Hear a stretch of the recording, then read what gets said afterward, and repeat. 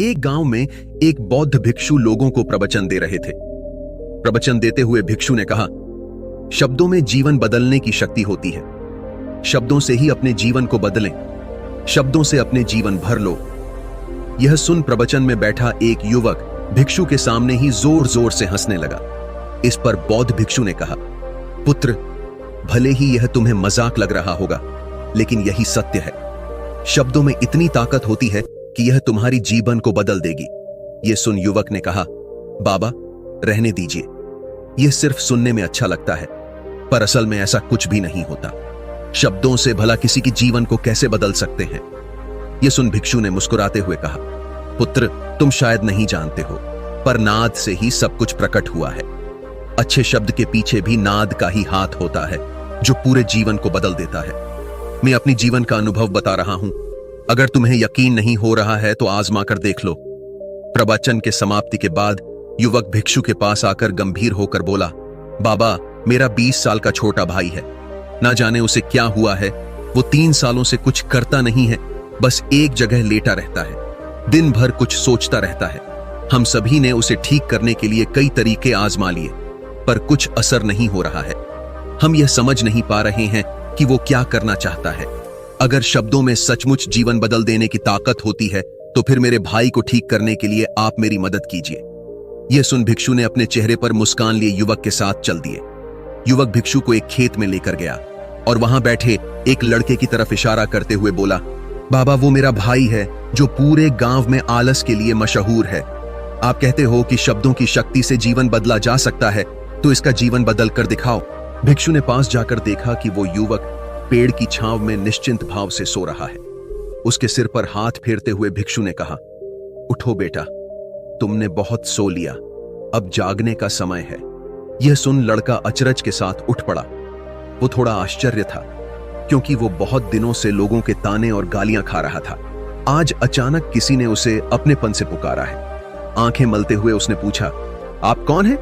इस पर भिक्षु ने कहा, बेटा, तू पहले अपने आप को पहचान कि तू कौन है। लड़के ने कहा, बाबा, सब तो यही कहते हैं कि मैं एक निकम्मा हूं। गांव में किसी से भी पूछ लो, सभी यही कहेंगे कि मैं किसी काम का नहीं हूं। मैं एक आलसी और मक्कार हूं।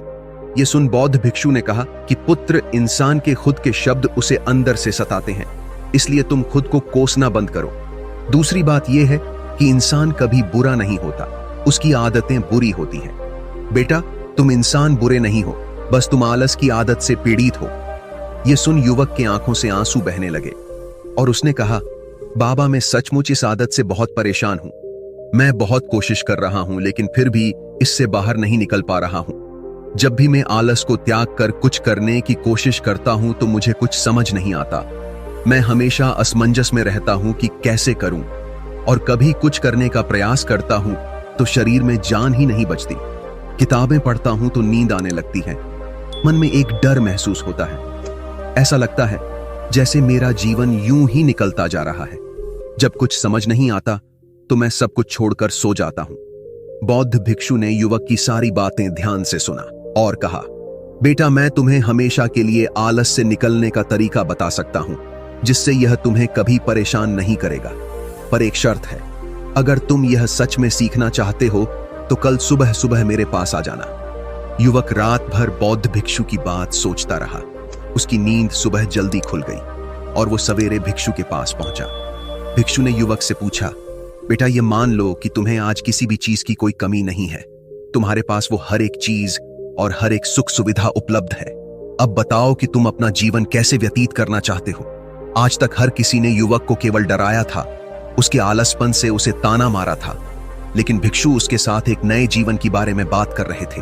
वो खुश होते हुए सोचने लगा और कहा, बाबा, अगर सब कुछ मेरे लिए संभव होता तो मैं दुनिया घूमना चाहता हूं, पहाड़ों पर चढ़ना चाहता हूं, समुद्र की रेत पर चलना चाहता हूं, देश दुनिया घूमकर व्यापार करना चाहता हूं, नए और रोचक लोगों से मिलना चाहता हूं। लेकिन यह सब कैसे होगा? ना तो मेरे पास पैसे हैं और ना व्यापार करने के लिए कोई अनुभव। मैं कैसे इस स्थिति से बाहर निकल पाऊंगा? भिक्षु ने उसे कहा कि तुम रात में सोने से पहले हर दिन अपने लक्ष्य के बारे में लिखो और सुबह उठकर सबसे पहले उसी लक्ष्य को देखो और सोचो कि मैं इस लक्ष्य को पाने के लिए आज क्या कर सकता हूं। और उस काम को उसी दिन कर डालो।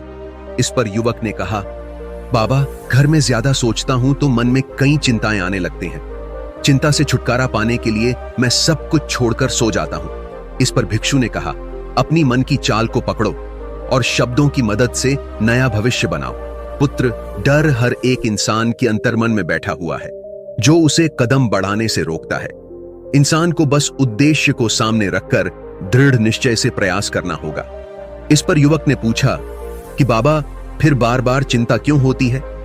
बाबा ने कहा, तुम्हारी अंतर्मन में यह बैठ गया है कि तुम किसी काम के नहीं हो, इसलिए जब कुछ भी करने की कोशिश करते हो तो तुम्हारा अंतर्मन कहता है कि मत कर, हार जाएगा। इसलिए तुमको चिंता महसूस होती है और तुम शिथिल पड़ जाते हो। यहीं पर युवक ने पूछा, बाबा, मैं इस परेशानी से बाहर कैसे निकलूं?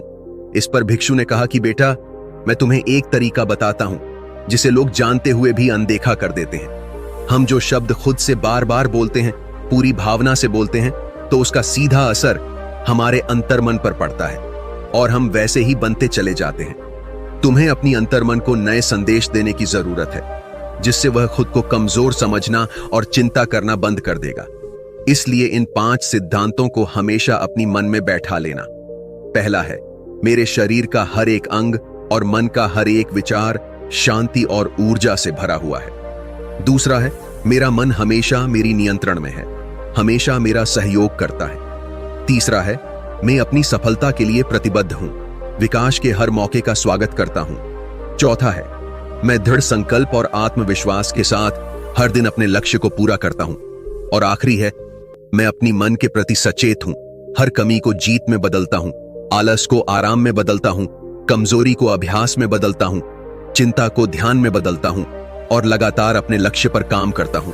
भिक्षु ने आगे कहा कि कल तुमने बताया था कि तुम किताबें पढ़ते हो, तो फिर तुम 5 महान लोगों की जीवनी पढ़ो, तुम्हें उनके जीवन से बहुत कुछ सीखने को मिलेगा। इस पर लड़के ने आश्चर्य से कहा, बाबा, ये सब सुनने में तो अच्छा लगता है, लेकिन क्या इनसे मेरा जीवन बदल जाएगा? तभी भिक्षु ने कहा कि बेटा, अब मेरी बात ध्यान से सुनो। अंतर्मन आसानी से हार नहीं मानेगा। जब तुम आगे बढ़ोगे तो समय समय पर तुम्हारी पिछले सारे कड़वे अनुभव तुम्हें याद दिलाएगा, लेकिन तुम्हें इसकी चिंता नहीं करनी है। तुम जैसे जैसे शब्द पूरी भावनाओं के साथ दोहरागे तो तुम्हारे अंदर एक स्पष्टता जागृत होने लगेगी और धीरे धीरे अंतर्मन नई सकारात्मक विचारों को स्वीकार लेगा और तुम आलस्य से छुटकारा पाकर एक नई व्यक्तित्व का निर्माण करोगे। इतना कहकर भिक्षु गांव से चले गए और उस युवक को पूरे दिन नींद नहीं आई। वह देर रात तक सोचता रहा कि अगर मैं दुनिया घूमने लगा, नए लोगों से मिलने लगा और अपनी पसंद का काम करने लगा तो मेरी जिंदगी कैसी होगी। यह सोच सोचकर पहले दिन उसने अपने लक्ष्य के बारे में कुछ लिखा और सो गया। सुबह उसकी आंख खुली तो उसने महसूस किया कि उसके ऊपर आलस की आदत फिर से हावी होने लगा है। वह दोबारा सोने लगा कि उसे बौद्ध भिक्षु की बात याद आई। युवक ने शांत होकर खुद से सवाल किया कि मैं आज अपनी लक्ष्य के लिए क्या कर सकता हूं। फिर युवक ने सोचा कि मैं आज बाजार जाता हूं और यह पता करता हूं कि लोग बाहर से क्या सामान लेकर आते हैं और यहां कैसे व्यापार करते हैं। लड़का बाजार गया और अलग अलग दुकानों पर जाकर बैठने लगा, पर उसे कुछ समझ नहीं आया। घर आकर उसका मन बहुत उदास था। तभी उसको बौद्ध भिक्षु की बातें फिर से याद आने लगी। जैसे तैसे वो दिन निकल जाने के बाद अगले दिन सुबह वो फिर से बाजार जाने लगा। ऐसा वह हर दिन करता था। कई दिन बीत गए। फिर धीरे धीरे युवक को यह एहसास हुआ कि उसका मन पहले से अच्छा रहने लगा है।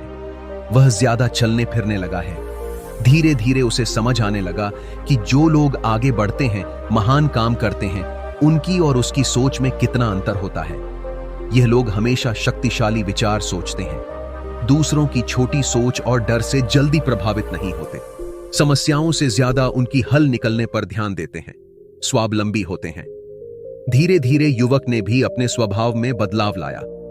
वह अपनी पिता को काम में मदद करने लगा।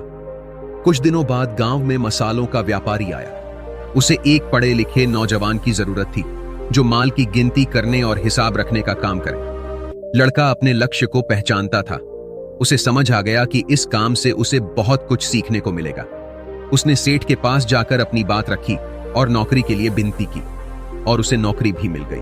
अब उसकी सोच पूरी तरह से बदल चुकी थी। वह बाकी नौकरों या लोगों की तरह नहीं सोचता था।